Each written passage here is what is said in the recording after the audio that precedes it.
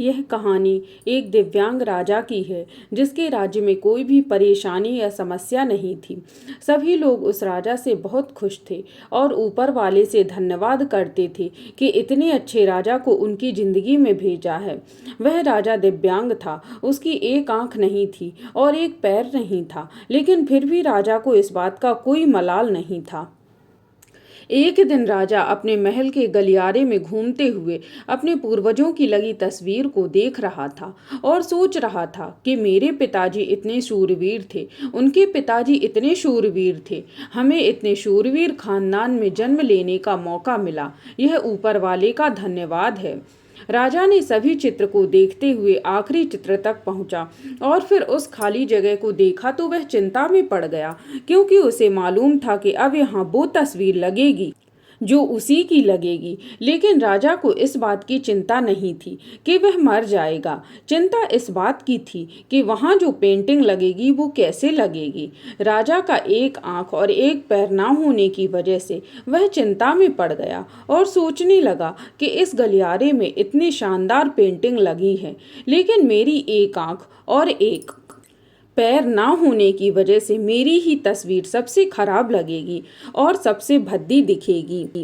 राजा ने सोचा कि मेरे मरने के बाद पता नहीं कैसी पेंटिंग बनेगी और क्यों ना मैं अपने जीते जी ही एक शानदार पेंटिंग बनवाऊं, ताकि मुझे ये सुकून मिल जाए कि मेरी यहाँ अच्छी पेंटिंग लगेगी। अब उस राज्य में ऐलान करवा दिया गया और सभी पेंटर्स को बुलाया गया और कहा गया कि जो भी पेंटर राजा का शानदार पेंटिंग बनाएगा उसे शानदार इनाम मिलेगा। अब सभी पेंटर राज्य में आए और उन पेंटर को पता था कि अगर शानदार पेंटिंग बनेगा तो शानदार इनाम तो मिलेगा, लेकिन जिस राजा का एक आंख नहीं है, एक पैर नहीं है, उसका शानदार पेंटिंग कैसे बनेगा। पेंटर सोच रहे थे कि इनाम का तो पता नहीं, लेकिन अगर शानदार पेंटिंग नहीं बना और राजा गुस्सा हो गया तो सजा मिलेगी। इसीलिए बड़े बड़े चित्रकार भी आगे नहीं आए। तभी उनमें से एक लड़का बोला, राजा साहब, मैं आपकी पेंटिंग बनाना चाहता हूँ, मुझे 24 घंटे का वक्त दीजिए। अब सभी बड़े बड़े पेंटर हैरान हो गए कि ये लड़का क्या पेंटिंग बनाएगा, और अगर राजा को पेंटिंग पसंद नहीं आई तो इसे सजा जरूर मिलेगी। राजा बोला, ठीक है, आप बना करके आइए। अगले दिन वह लड़का तस्वीर बनाकर लाने वाला था और दरबार पूरी तरह से भर चुका था। लोग दूर दूर से ये देखने के लिए आए थे कि वह लड़का कैसी पेंटिंग बनाकर लाएगा। अब लड़का जब उस राजा की पेंटिंग बनाकर लाया तो लोग आश्चर्यचकित रह गए। सब लोग जोर जोर से तालियां बजाने लगे, सीटी बजाने लगे, और जब राजा ने उस पेंटिंग को देखा तो वह बहुत खुश हो गया। बोला कि वाह, इससे अच्छी पेंटिंग तो इस पूरे गलियारे में नहीं है।